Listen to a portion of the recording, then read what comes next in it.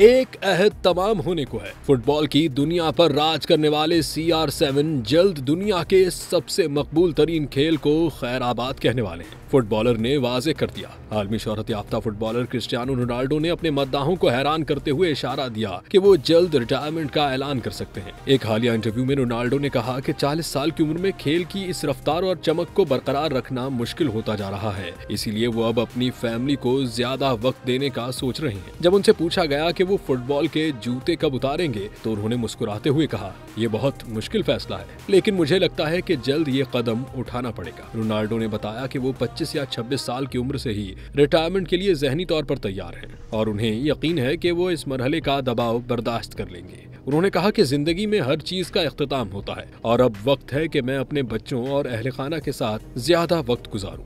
वाज़ेह है कि Saudi club अल नसर के स्ट्राइकर रोनाल्डो ने अपने शानदार कैरियर में अब तक क्लब और मुल्क की नुमाइंदगी करते हुए 952 से जायद गोल स्कोर किए हैं।